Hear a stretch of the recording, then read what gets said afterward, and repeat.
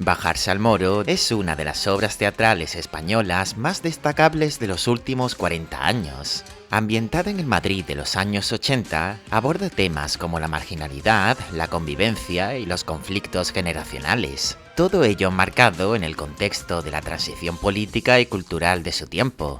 En el núcleo de esta obra se encuentra una generación de jóvenes que cuestionan las normas y tradiciones heredadas. Alonso de Santos da voz a unos personajes que buscan su identidad y felicidad, aun en contra de los valores establecidos. Hoy atenderemos a la capacidad de bajarse al Moro para retratar una época, sus contradicciones y su lucha por la libertad.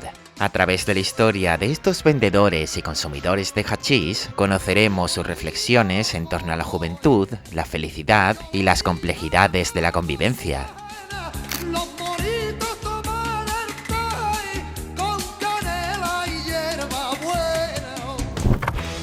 Pongámonos en situación. Bajarse al Moro se estrenó en el 85. En los años 80, la juventud española estaba a punto de dar cierre al movimiento contracultural conocido como La Movida, nacido a raíz del fin de la dictadura franquista y que supuso la entrada a una etapa de libertad renovadora. La música popular española se vio beneficiada de una hornada de artistas que formaron una escena alternativa en el país, y pronto la literatura y otros medios artísticos se beneficiaron del movimiento. Incluso el Estado acogió la movida, para dar una visión de una España democrática, que abandonaba sus tiempos oscuros. Muy célebre es la frase que Enrique Tierno Galván, alcalde de Madrid, pronunció un año antes del estreno de la obra que nos ocupa.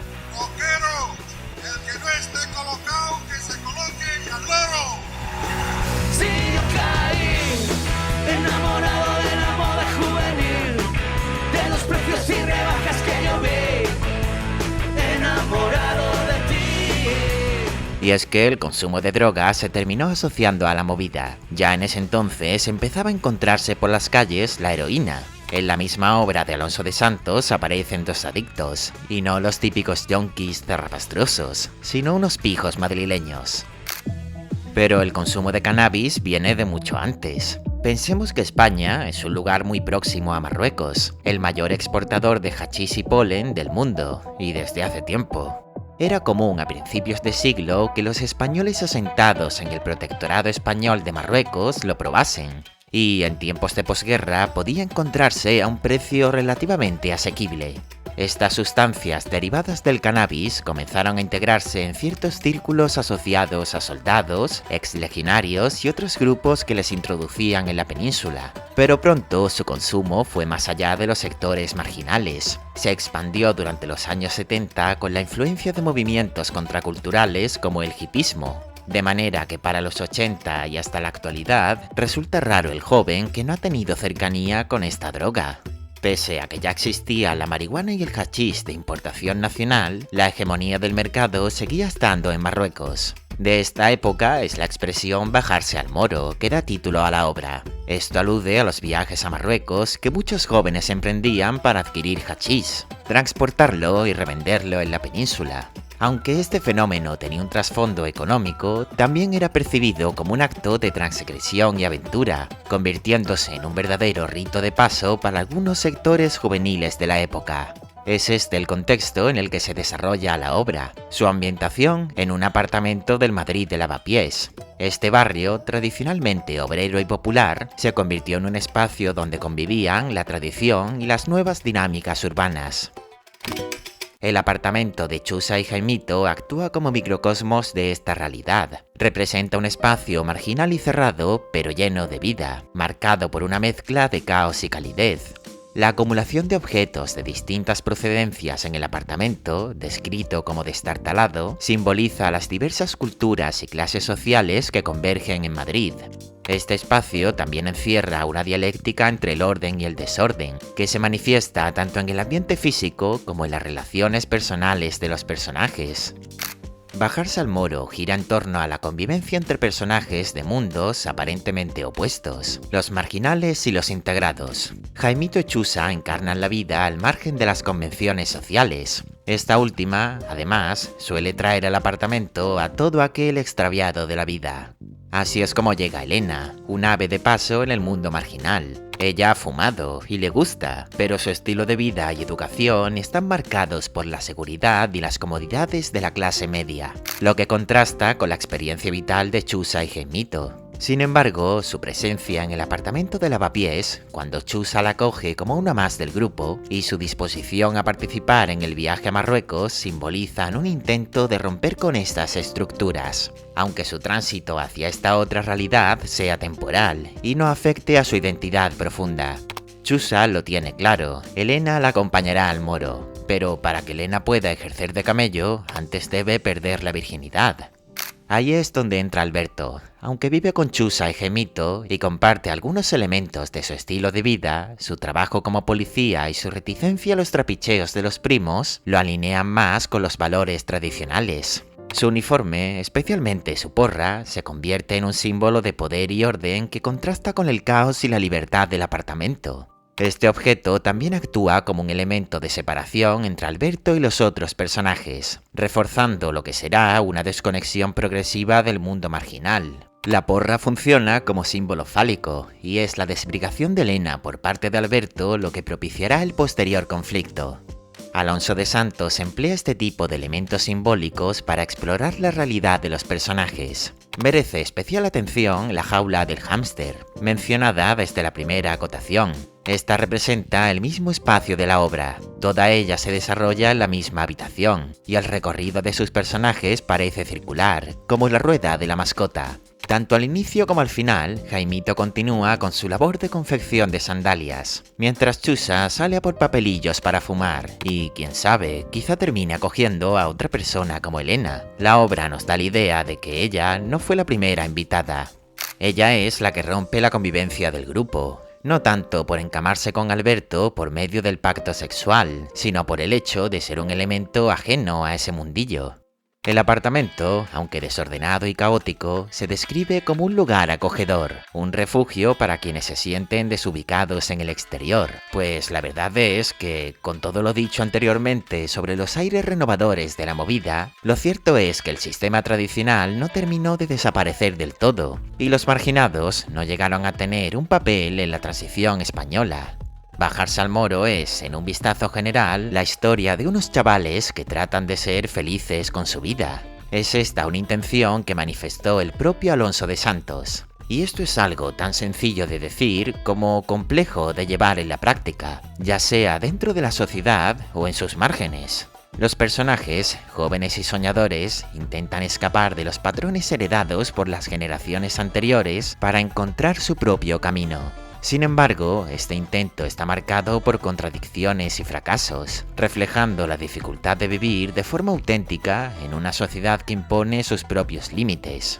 El viaje al moro es una manifestación de este deseo de ruptura con lo establecido. Más allá de ser una actividad delictiva, representa para Chusa una aventura y para Elena un proceso de iniciación. El uso que se hace de este lugar, el moro, sirve para conectar la obra con el tráfico de hachís, pero resulta llamativa la ausencia en la obra de elementos propios de la cultura árabe. Chusa relata los pormenores del viaje de una manera idealizada, donde se hace referencia al exótico país exportador de chocolate, y solo alude sucintamente al hecho de transportar la mercancía en la vagina o en el recto, práctica común en este tipo de viajes. Por lo demás, las referencias más claras a Marruecos se efectúan a través de la película Casablanca, pero esta alude más a la cultura de Hollywood que a la marroquí. El moro, por tanto, tiene un carácter poético. Sirve como contraste entre Madrid, ciudad del primer mundo, y el otro lado del estrecho, donde enseguida se nos viene a la mente las llamativas casas blancas del norte de Marruecos, su estilo de vida azaroso, su terreno arenoso y la valiosa planta prohibida. Como hemos dicho, el autor planteó en su obra el intento de ser feliz y por qué es tan condenadamente difícil conseguirlo. Optó entonces por otorgar esta oportunidad de perseguir la felicidad a estos personajes, opositores de las convenciones sociales de su tiempo, y entonces surgieron los contrastes, las crisis y los conflictos, y de ellos salieron sus conductas y sus formas de hablar. Formas de vida diferentes nos llevan a lenguajes diferentes. Hablamos de acuerdo a cómo nos imaginamos nuestros paraísos deseados. El lenguaje en Bajarse al Moro es uno de los elementos que más contribuye a la autenticidad y al impacto de la obra. La naturalidad del diálogo, que parece arrancado de la vida cotidiana, es una muestra del esfuerzo de su autor por conectar su teatro con la realidad. Y puede ser que Bajarse al Moro tenga un lenguaje demasiado propio de su lugar y época. El lector ajeno a este tipo de habla podría perderse, por ejemplo, cuando Chusa habla de traer la droga metida en el chumi, o al decir que algo es un curre en vez de llamarlo arduo o difícil. Incluso el hablante madrileño de hoy verá su lenguaje desfasado, casi estereotipado, cuando Jaimito se refiere a la policía como los maderos. Es por ello que la mejor manera de leer la obra a día de hoy es a través de una edición crítica, como la de Cátedra. Es más, tenemos la certeza de que esta es la edición en la que la gran mayoría han leído la obra, pues ha llegado a ser lectura obligatoria en algunos institutos, y puede encontrarse fácilmente en librerías o de segunda mano. De esta manera entendemos elementos identitarios de Madrid, como cuando se hace referencia a yeserías. Si no se dispone de una edición como la mencionada, es difícil que el lector de hoy, incluso el madrileño, sepa que yeserías es como se conoce al complejo penitenciario femenino de la ciudad. Pero la distancia entre el habla de los personajes y el lector no es un obstáculo insalvable. La obra, al apoyarse en un registro coloquial tan vivo, dota de agilidad al desarrollo de la trama. Los diálogos están llenos de rodeos, dobles sentidos y gracietas propias del español coloquial. Hay multitud de construcciones agramaticales elaboradas de manera tan cuidada que hace a los personajes muy creíbles a ojos del lector o espectador. Esto lleva inevitablemente a que Bajarse al Moro sea una obra cargada de humor. El habla coloquial siempre está cargada de elementos jocosos, incluso en situaciones tan dramáticas como el conflicto que rompe la amistad del grupo. En palabras del mismo autor, ese tira y afloja con la vida, si bien se mira, tiene más de cómico que otra cosa. Si dejamos a los fantasmas de nuestras esperanzas en prendas menores, adquieren una dimensión más auténtica. A través del humor se realiza también una crítica a las normas y valores de la sociedad española de los años 80. Alonso de Santos utiliza la parodia como herramienta para subvertir los códigos sociales dominantes. Doña Antonia, la madre de Alberto, representa muy bien la hipocresía que había en ese entonces.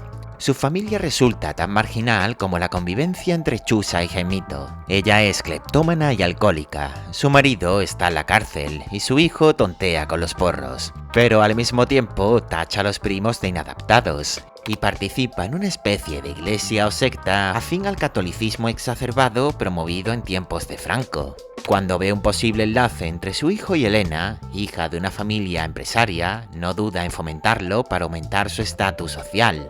Y su acercamiento a un pensamiento más tradicional no es impedimento para elogiar la conducta reformada de su marido, que sale de prisión reformado y como un hombre de estudios, y que aspirará a tener un prometedor futuro como militante en el PSOE de Felipe González. La ideología de Doña Antonia es, por tanto, tan caótica como el mismo apartamento. Pero las alusiones de la obra al contexto social de su tiempo no son mayores que sus referencias culturales. En Bajarse al Moro encontramos la música de Joaquín Sabina, de Los Chunguitos y revistas de la época como El Víbora. Dos obras en concreto cobran especial importancia. Por una parte, la mencionada Casablanca. El hámster de Jaimito se llama Humphrey, como el actor que da vida al protagonista. Jaimito acude a él para hablar de sus preocupaciones, algo que recuerda a lo que hacía Augusto Pérez con su perro en Niebla de Unamuno. El protagonista de Casablanca, por cierto, tiene un desenlace amoroso similar al que le ocurre a Jaimito cuando su amigo conquista a Elena. Después de que la pareja abandone el apartamento, toca con su flauta la canción más reconocible de la película. La segunda obra a destacar es el ensayo Apocalípticos Integrados, de Humberto Eco. En ella se realiza una valoración de la cultura de masas. Lo llamativo es que una obra de este tipo está en manos de Elena, que por sus comentarios podemos suponer que ni siquiera entiende la obra. Comprende que aborda el consumismo al que se ve sometida la cultura de masas, pero luego no duda en atribuir el valor de la cultura a la simple distracción. Encontramos, por tanto, una mezcla heterogénea de influencias culturales. es lo que se denomina kitsch, que según Umberto Eco y la obra citada, es el estilema, es decir, el rasgo estilístico extraído del propio contexto, insertado en otro contexto cuya estructura general no posee los mismos caracteres de homogeneidad y de necesidad de la estructura original, mientras el mensaje es propuesto, merced a la indebida inserción, como obra original capaz de estimular experiencias inéditas. Por lo general, lo kitsch es algo propio de la cultura de masas, pero no es algo negativo en sí. Ya en la primera acotación vemos multitud de elementos de la cultura pop de manera desordenada, pero el hecho de que sea acogedor o no es algo que depende de la valoración de cada uno. En el caso de Bajarse al Moro, funciona como elemento que configura el refugio de los marginados, pero al mismo tiempo dota a la obra de mayor profundidad. La obra en sí tiene un argumento muy simple, propio del sainete, pero las conexiones con la cultura popular o la académica hace que opere a otro nivel más simbólico. En Bajarse al Moro intenté mostrar, creo, la historia de un grupo de jóvenes que viven en un piso, con los problemas de realización y de convivencia que ello genera. Sentido de lejanía con unos valores y unas costumbres establecidas que no les pertenecen. Formación de su personalidad según las posibilidades que el entorno les facilita. Diferencias entre las intenciones y las conductas. Y el amor, siempre el amor, como el principal proyecto de vida gravitando sobre ellos. Al final de la obra, Chusa y Gemito quedan como al inicio. Alberto se ha separado definitivamente del grupo, junto a Elena, que ha regresado a su vida cotidiana. A ambos les espera un futuro prometedor en Móstoles, mientras que a los primos se les viene encima el posible embarazo de Chusa, pero en ningún momento vemos muestra de abatimiento en ellos. Se habla de abortar en Londres, debido a que en ese tiempo era ilegal en España, o de exigir responsabilidades a Alberto, el posible padre de la criatura, pero Chusa tiene claro que el problema es suyo, y solo ella será la que le haga frente, aun en compañía de su primo. El hecho de que el final de la obra recuerde al principio puede darnos a entender una especie de circularidad en sus vidas, pero más que mostrarse como una condena al ostracismo social, puede entenderse como un empeño de permanecer acorde a su estilo de vida, pues queda claro que el camino hacia la felicidad no es el propuesto por las convenciones sociales, sino el que se marca uno mismo.